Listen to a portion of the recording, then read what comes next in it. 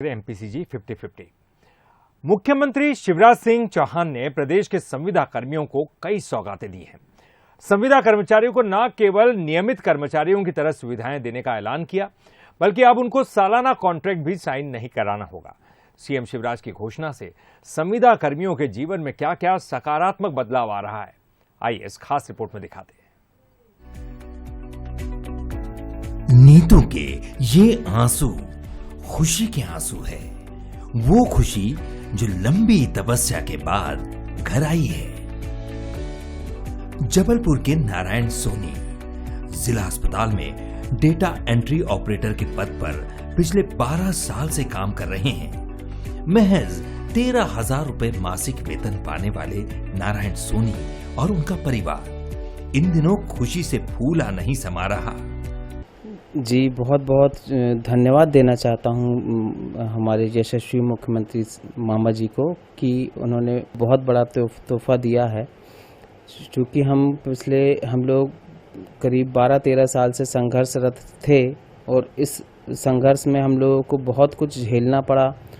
Corona काल में हम लोग ने कैसा कैसा काम किया है, ये हम लोग से ज़्यादा बेहतर कोई नहीं समझ सकता। आज खत्म हो गई हम लोगों के सारे दुख दर्द, मामा जी ने जो घोषणा की है। नारायण सोनी जबलपुर से लगे सुहागी में अपने 3 कमरों के मकान में रहते हैं। महज 13,000 रुपए की तनख्वाह में उन्हें घर का राशन, बच्चे की पढ़ाई और दूसरे जरूरी खर्च पूरे करने पड़ते हैं। महंगाई के इस दौर में उनके लिए इतना खर्च उठाना संभव नहीं हो पाता है, लेकिन सीएम शिवराज के आदेश जारी करने से नारायण सोनी का परिवार उन्हें दुआएं देते नहीं थक रहा। क्योंकि जब दीपावली आती थी तो बच्चों के लिए फटाके, कपड़े, मिठाई सभी की व्यवस्था करना बहुत मुसीबत का काम हो जाता था, लेकिन हम लोग अरेंजमेंट करते थे क्योंकि बच्चों को सुखी देखना चाहते हैं।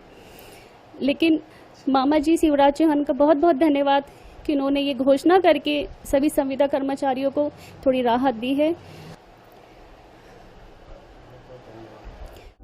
नारायण सोनी के बेटे कुणाल का सपना है कि वो डॉक्टर बने, लेकिन परिवार की कमजोर आर्थिक स्थिति के चलते उनके लिए ये एक सपना ही था। लेकिन पिता के नियमितीकरण की घोषणा से उसे अपना सपना पूरा होने की उम्मीद बन गई है।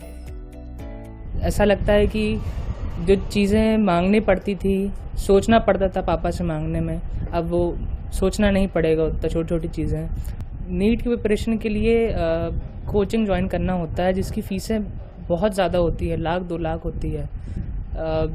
अब मुझे लग रहा है, आशा है कि मैं कोचिंग कर सकूंगा अपने नीट की पढ़ाई के लिए और आगे MBBS कर सकूंगा। सरकार की योजनाओं को अमल में लाने में उसके कर्मचारियों की अहम भूमिका होती है।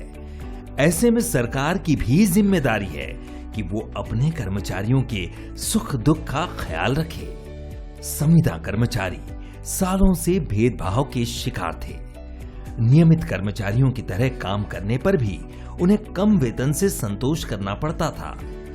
लेकिन मुख्यमंत्री शिवराज सिंह के आदेश से प्रदेश के करीब 32,000 संविदा कर्मी सम्मान के साथ अपना काम कर सकेंगे। Bureau report, Bansal news.